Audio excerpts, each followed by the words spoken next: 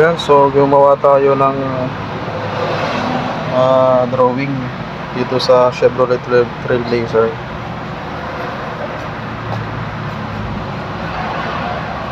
In case maligaw kayo or sa mga baguhan lang, yung sa mga wala pang experience sa Trailblazer, sa positioning ng belt.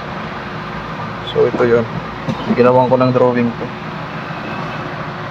Yan. Basta ang huli nyong ikakabit itong tensioner. Yan. So dito kayo maghuli. O dito, ito yung huli nyong ikabit, yung side na to. Kasi yung pin nakalagay pa dyan. Ngayon, madali nyo na lang yan ikabit kasi ito may mga groove to. Yan. So may mga groove din. Okay. So Chevrolet Trailblazer mga sir. Yan. For reference lang to mga boss. Alright.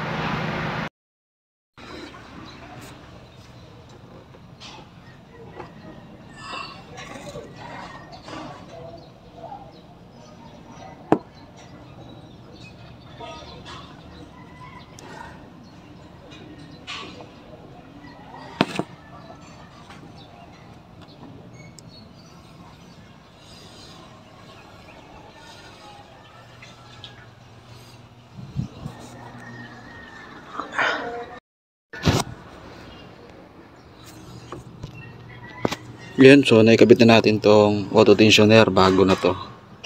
So break time na yata nila. Tapos itong belt, yan, yung serpentine belt, yan, kinakabit na rin natin. Naset na natin. Okay, so ngayon napakahaba ng serpentine belt niyan. Halimbawa, ito kasi nadatnan ko to, kalas na talaga yung belt niya. So hindi mo na malalaman kung saan nakapwesto yung belt na yan. Kaya kung kabisado mo, walang problema. Yan.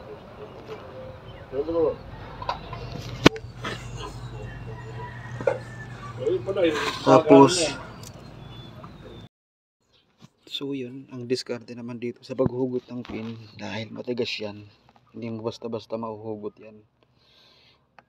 Gagawin mo ito, so luwagan mo muna yung tension nya, tapos hugutin mo yung pin. Kahit kasi pag nakaluwag kasi yan, kahit kamayin mo to, kaya mo nang hugutin. So yun lang. Kakabit ko pa tong mga tinanggal ko dito para mapaandar natin. Ngayon, i-check mong maigi kung hindi sumasala yung groove dun sa dito sa sa mga pulley na may groove, lalo na dito sa may main pulley o crankshaft pulley, pati yung alternator pulley, tsaka tong steering pump, may mga groove yan mga sir. Okay, so kabit ko muna to, tapos paandarin na. Yeah. Start. Wala. Ha? Wala. Ano wala? Oh, andar na. Okay na, so many years.